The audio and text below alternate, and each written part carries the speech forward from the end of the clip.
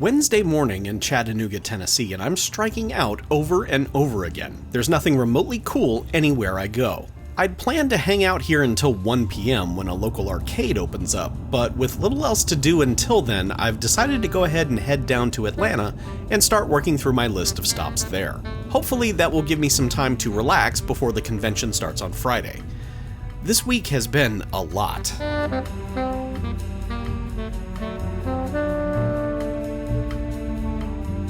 There are a few stops along my route before I get to Atlanta proper, though. Steel Collectibles here in Kennesaw, Georgia, is actually one of the vendors at the show, so the store is currently in a bit of disarray as they prepare. They had a couple of games that I needed in their glass case, but they're all heavy hitters that I'm hesitant to pull the trigger on right now. A sealed slaughterhouse for well over $100. I'm gonna wait. Cool stuff here, though. And I did pick up 3 more pinball games to add to this now robust collection of video game pinball that I'm building. I'm glad I started this little mini collection, it's making me happy. After a quick and fruitless stop here at Thrift, I wind up in Ackworth, Georgia to check out Portal Pinball, a cozy little space in this strip mall that hosts a decent collection of pinball and arcade machines.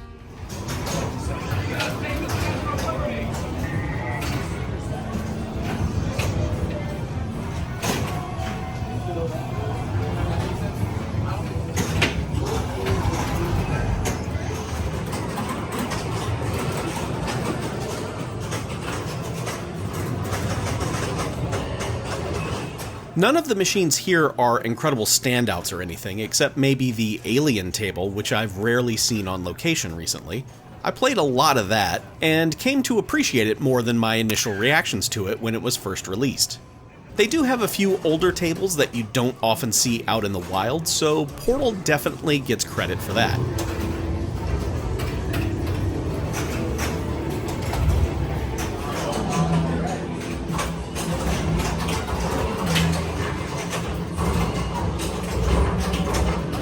And their Gyrus machine also plays Time Pilot.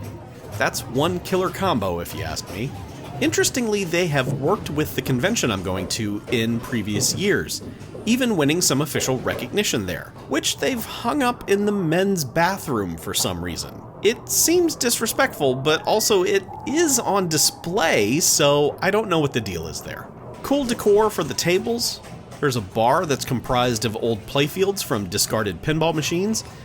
The lighting in here leaves a little to be desired. It's not very arcade-like, but in most other areas, they're doing it right. No t-shirts available in my size, though, of course.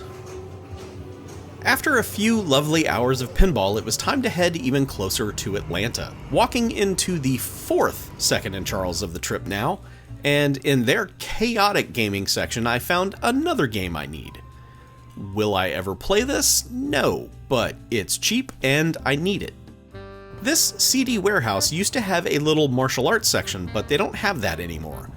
Also, it's the 21st century and there is still a CD warehouse.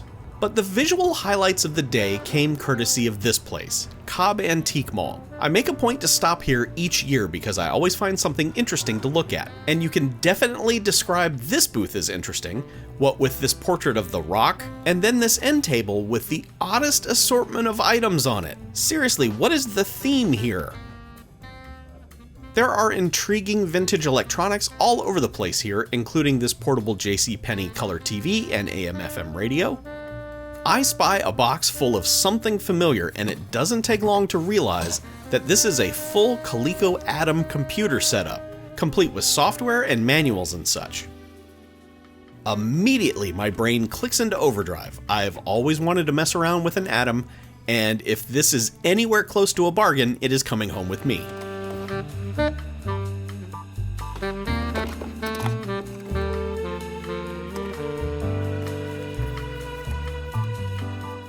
Oh, ouch, $550, huh? Okay, no thank you. Damn. Elsewhere in this same booth is this 2XL 8-track playing talking robot, and wow, $75? I've got a whole bin of these at home. It's time to make some sweet cash. Of course, it's not actually worth $75 though. They don't sell for anywhere near that usually. Now this booth has promise. There's an old slot machine and an old whatever this amusement is, as well as a vintage Coke machine, and oh, look back there, pinball. Yep, this is the 1961 Oklahoma pinball machine by Gottlieb, disrespectfully buried under a bunch of other junk.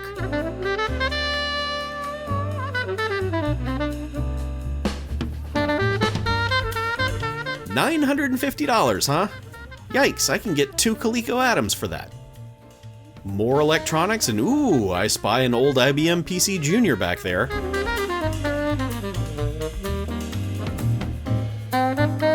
Untested, with no keyboard, no mouse, no monitor, and it's $150, huh? Yeah, I'm gonna pass on that too. There's cool stuff in here though, neat finds. Just way too much for what I'm looking to spend on neat finds. Here's an old Novomat slot machine. Looks like you should get postage stamps out of this thing. Here's a cool GE Super Radio here. Good name, nice job.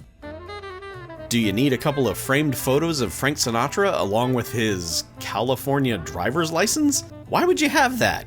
Why would you want that? Here's something college kids at the Georgia Institute of Technology used to beat each other with in the 1970s. Some of them were nice enough to sign it. I wonder what the statute of limitations is on felonies here in Georgia.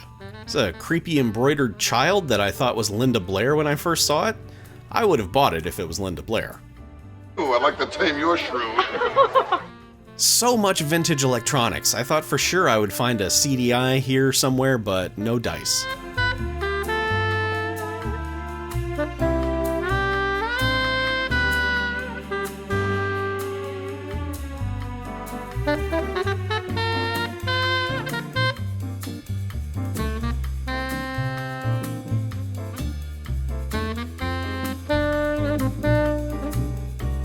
Plenty of VCRs, though.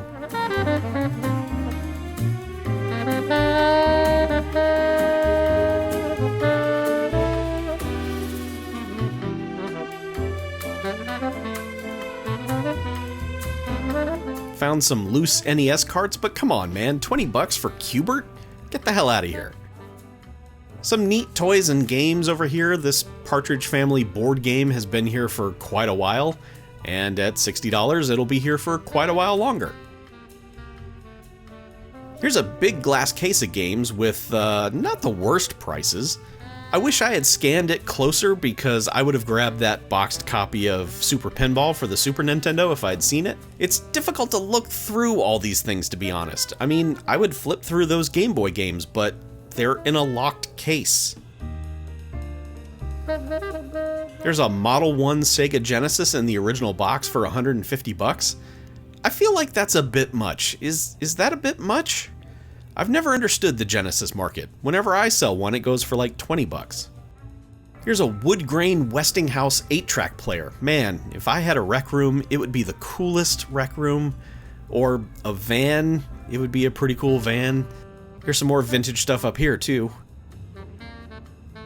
I need a full-length documentary about whatever is going on with this album cover. I have questions. Hey, what's in this box? A phone, sure, why not? Now, this was extremely tempting. It is a boxed Timex Sinclair 1000 computer. I know that they are junk, but I've always wanted to play around with one. It was near impossible to see the tag on this, but eventually I found out it was priced at $100, but there was also 20% off, and so that was really tempting at $80, but then later I talked with a computer guy at the convention who said I was right to pass on that. Oh well, one day I'll find one at a flea market for like $5. Why did you draw Baby Yoda making that face? I'm sorry, Russian roulette? For ages 10 and up? A family game? There's a picture of a gun right on the box. Is there a gun in the box? Do you play this on the grassy knoll? Anyway, moving on now to the Marietta Antique Mall, where there's a smattering of video game stuff in this glass case. There was twice as much stuff in here last year, if I recall correctly. I guess it's good that they're selling stuff.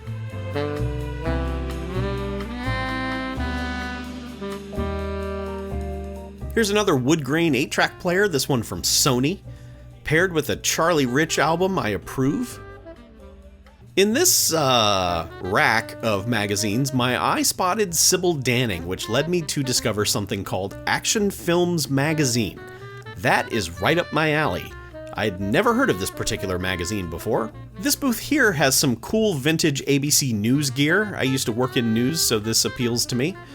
Also, this laptop that I saw last year is still here, and still priced the same. So I assume it'll be here next year as well. Did I leave Marietta Antique Mall with anything? Sure, that Sybil Danning magazine, of course, as well as an issue of Fantastic Films that I didn't have, so I wouldn't be completely embarrassed when the Nana at the register said, "Oh my," when I handed her these items. Time enough for one last stop, and it's at This Half Price Books, where I've never had the best of luck, but you never know. Inside, I see that someone was made to sit and look at the Kinect games Blair Witch style. Creepy. The only other thing of note here were these 2 Stop Thief games, which is a board game with an electronic component to it. This is Stop Thief, a computerized cops and robbers game where an electronic crime scanner gives you clues Door. to catch an invisible thief. A broken window. Footsteps. In Stop Thief, when you think you know where the thief is, make the arrest. Here come the cops. I think he got him. 9-volt battery not included. Stop Thief, an electronic cops and robbers game, new from Parker Brothers. I always wanted this as a kid, and, well, whichever one of these is in the best shape is coming home with me. And it did. And that will do it for Wednesday. It's time to find a hotel, fill the tub with all these new things, and dive into it. Come back next time and we'll see how much energy I have for the rest of my list on Thursday. Thank you so much for watching, everyone. I will see you in the next episode.